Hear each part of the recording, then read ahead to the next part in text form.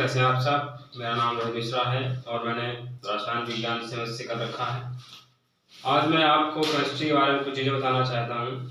मैं केमिस्ट्री पढ़ाता हूँ, इसके अलावा मोटिवेशनल लेक्चर वगैरह जो है ऑनलाइन माध्यम से लोगों तक पहुँचाने का प्रयास करता हूँ। इसके अतिरिक्त आईएएस पीसीएस वगैरह के लिए जिन लोगों को समस्याएँ होती हैं उनके लिए मेरे पास टिप्स रहते हैं और मैं लोगों के पास अगर किसी को इस संबंध में कोई सुझाव चाहे, कोई मांगता है तो मैं उसको देने जाता हूँ। बेसिकली आज मैं केवल आपको केमिस्ट्री के बारे में बताना चाहता हूँ, ज़्यादा समय नहीं लूँगा मैं आपका।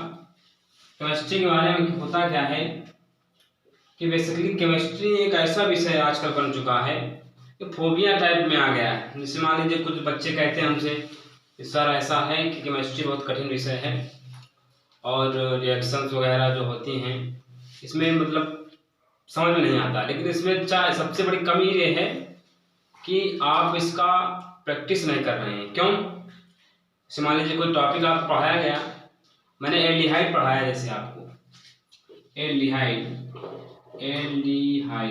ठीक, यानी CHO की बात की। अब मैंने इस चैप्टर से रिलेटेड जितनी भी रिएक्शंस थी, इसके यूज क्या होते हैं, भौतिक गुण क्या होते हैं, वो सब आपको बता डाले। फिर भी समस्या क्या रही? समस्या ये रही कि जब आप रिएक्शन करने बैठे तो आपके दिमाग से चीज़ें उठ चुकी। क्यों? मैंने कहा कि जैसे मान लीजिए आपको एक रिएक्शन को करवाई गई, जब तक उस रिएक्शन को आप अपने हाथों से किसी दूसरे पेज में अपने आप बिना देखे ना लिख लो, तब आप ये मत समझिए कि मुझे वो रिएक्शन आ गई। केमिस्ट्री की सबसे समस्या यही है कि दोबारा बच्चे पढ़ना नहीं चाहते उसको, ठीक है ना। अब मेन मुद्दा क्या रह गया कि कोर्स जो है केमिस्ट्री का वो सीमित है, जबकि फिजिक्स बायो वगैरह फिजिक्स में आप देखते होंगे कि न्यूमेरिकल बड़े पड़े हैं, थ्योरी कम पढ़नी पड़ती है, न्यूमेरिकल ज़्यादा। जबकि केमिस्ट्री में सुविधा क्या है कि अगर आपका थ्योरी पोर्शन मजबूत है तो न्यूमेरिकल एक दो अगर आपके पेपर में आ गए और टीचर ने आपको उसके बारे में भी कोई जानकारी न्यूमेरिकल के बारे में नहीं दी तो आप कर ले जाओ। क्यों? कि उसके उस चैप्टर के बारे में बहुत डिटेल में जानकारी दे चुके हैं आप। क्योंकि न्यूमेरिकल कैसा आएगा, अब एक दो पेज का न्यूमेरिकल आपको दे नहीं देगा, ज़्यादा से ज़्यादा वो 4-5 लाइनों का न्यूमेरिकल आपको देगा और उसको ही करना पड़ेगा आपको, बस हो जाएगा। चलिए आज स्टार्ट करते हैं, थोड़ा सा आप लोग अटेंशन रहिएगा। केमिस्ट्री के बारे में बात करेंगे। केमिस्ट्री की जो खोज की थी एक साइंटिस्ट थे जिनका नाम था लेवोसिए। उन्होंने क्या बताया कि रसायन विज्ञान में बेसिकली 2 पार्ट होते हैं, 1 और 2। पूरी केमिस्ट्री इन 2 भागों के ही इर्द गिर्द घूमती है। पहला कार्बनिक, दूसरा कौन सा है? अकार्बनिक। 2 हैं बस, ठीक। अब कार्बनिक का एक छोटा भाई होता है, इसको हम कहते हैं भौतिक। मीन्स ये है कि इस शाखा की शाखा, उपशाखा। भाई ये केमिस्ट्री के 2 टाइप्स, एक कार्बनिक जिसको इंग्लिश में हम लोग कहते हैं ऑर्गेनिक, और अकार्बनिक जिसको हम लोग कहते हैं इनऑर्गेनिक। इसके अतिरिक्त कार्बनिक का जो ब्रांच है उसके अंदर आती है भौतिक, यानी कार्बनिक तो पढ़ेंगे ही आप, कार्बनिक के साथ साथ कुछ भौतिक से रिलेटेड, जैसे भौतिकी के होते हैं घनत्व, द्रव्यमान, जैसे द्रव हो गया, ठीक है ना, तो द्रव के बारे में विस्तृत जानकारी, ठीक है ना। तो अब भौतिक रसायन भी एक होता है पार्ट, भौतिक रसायन, जैसे कोलाइडी विलयन हो गया, उसके बारे में भी डिटेल से जानकारी आपको यहाँ पर दी जाती है, ठीक। अब केमिस्ट्री है क्या? चर्चा जब होती है ना तो जो एक बहुत मजा हुआ अध्यापक होता है, समझ बहुत बुजुर्ग कोई आदमी है, आप उसके पास बैठे हैं, बातचीत चल रही है, उसने कहा बेटा ऐसा है, कहाँ पढ़ते हो? तुमने कहा फला स्कूल पढ़ते हैं। क्या क्या पढ़ते हो? तुमने बढ़िया शान से बता दिया, फिजिक्स, केमिस्ट्री, बायो, मैथ। तो उसने तो वो तो बुजुर्ग है, क्योंकि उसको मॉडर्न जमाने का ज़्यादा ज्ञान नहीं, तो आपसे पता है वो क्या पूछेंगे? वो आपसे पूछे केमिस्ट्री है क्या, उसको इतना आता है, ठीक है ना। अब आप अटक गए वहां बैठ के रहे। कुछ पता है टीचर क्या करता है आजकल? जाता है क्लास में, चैप्टर नंबर 1, हाँ बेटे ये पूरा दिन दहाड़े पूरा पहला चैप्टर खत्म। लेकिन समस्या यहाँ पे आ जाती है। क्यों भाई? समझिए दिक्कत है कि आप अगर पढ़ रहे हो तो 2 मिनट के लिए थोड़ा समय वेस्ट कर दीजिए, केमिस्ट्री के बारे में जान लीजिए, तो क्या दिक्कत है, एक दिन एक्स्ट्रा लग जाएगा बस। केमिस्ट्री होती क्या है, इसको हम लोग रसायन कहते हैं, रसायन, सब कुछ साफ साफ आपको दिख रहा है बच्चों। रसायन क्या होती है, रसायन विज्ञान, विज्ञान की वह शाखा है जिसके अंतर्गत विभिन्न प्रकार के, मेरी बात एक एक वर्ड आप 3 चीजों समझ जाइएगा, पूरी परिभाषा आ जाएगी। रसायन विज्ञान, विज्ञान की वह शाखा है जिसके अंतर्गत विभिन्न प्रकार की रासायनिक अभिक्रियाओं,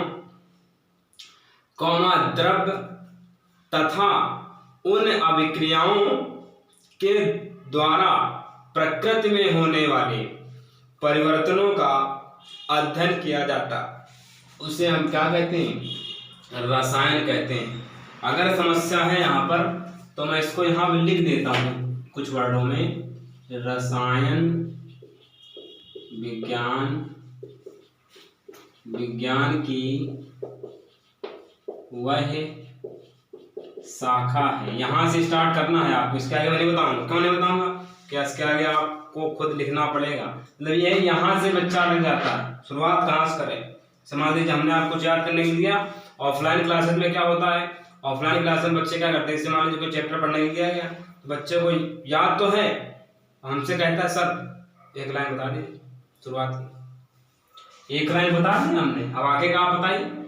जैसे मैं प्रूव करके दिखाता हूँ, हाइड्रोजन लिया आपने, Cl2 लिया आपने, हाइड्रोजन प्लस Cl2 कोई बड़ी बात नहीं है, ये है हाइड्रोजन, इसका नाम होता है हाइड्रोजन, ये है आपके पास क्लोरीन, दोनों को जोड़ दिया, ये क्या बन गया आपका 2HCl। हाइड्रोजन की जो प्रॉपर्टी है, गुण है, वो अलग है, Cl2 के जो गुण है वो अलग है, HCl के जो गुण है वो अलग है। यानी हाइड्रोजन प्लस क्लोरीन इक्वल क्या बन गया, 2HCl बन गया, हाइड्रोजन क्लोराइड बन गया। Hydrogen plus chlorine equal to क्या बन गया, 2HCl, हाइड्रोजन क्लोराइड। इसके गुण अलग, इसके गुण अलग और इसके भी गुण अलग हैं। अब हमने आपको परिभाषा में बताया था कि इसके द्वारा जो बनेगा प्रकृति में परिवर्तन होगा, प्रकृति में रखा था तो अलग वातावरण था, जब ये था तब, जब ये बन गया इसके गुण अलग हैं, तो प्रकृति में कुछ ना कुछ परिवर्तन तो हुआ ही नहीं हुआ। इसका मतलब क्या है, रसायन विज्ञान ये प्रूव करती है जब भी कुछ बनेगा यौगिक तो क्या हो जाएगा, प्रकृति में कुछ ना कुछ परिवर्तन हो जाएगा। अब आगे की बातचीत, एक वर्ड और समझ लीजिए, ठीक है, कार्बनिक, यहां से कार्बन उठाओ, सी उठाओ, सी उठा लिया हमने, चलो ठीक। कार्बन को क्या कहते हैं, CaRbn। कार्बन के अंतर्गत या कार्बन से बनने वाला जो यौगिक होगा, कार्बन से बनने वाले यौगिक होंगे उसे हम कहते हैं कार्बनिक यौगिक। और कार्बनिक यौगिकों के बारे में जहां पर अध्ययन किया जाता है उसको कहते हैं कार्बनिक रसायन। जहां कार्बन नहीं होता है उसे कहते हैं अकार्बनिक। ठीक है बच्चों, आज के लिए केवल इतना ही, अगली क्लास में विस्तृत जानकारी होगी, ठीक है ना। ये एक प्रकार का आप इंट्रोडक्शन क्लास समझिए, आगे भी तमाम प्रकार की वीडियोज आपको मिलते रहेंगे, तमाम अच्छी चीज़ें, तमाम मोटिवेशनल चीज़ें। जीवन में अगर आगे बढ़ना है तो एक उत्साह होना चाहिए। अगर आपके अंदर ऊर्जा मिल जाए, आप थके हारे बैठे हो, जिंदगी से हार गए हो, कोई ऐसा आदमी मिल जाए जो गजब का बोलता, कुछ अच्छी बातें आपको बता दे, आपके अंदर ऊर्जा आ जाएगी, उत्साह आ जाएगा और आप जो है मेहनत कर पे डट जाओगे। ठीक, इसी उद्देश्य से मेरी शुभकामनाएं आपके साथ हैं, ठीक है ना। मैं आपके साथ, मेहनत करिए, दोनों लोग 50% पढ़ के तोड़ देंगे पहाड़। ठीक, ओके, जय श्री राम।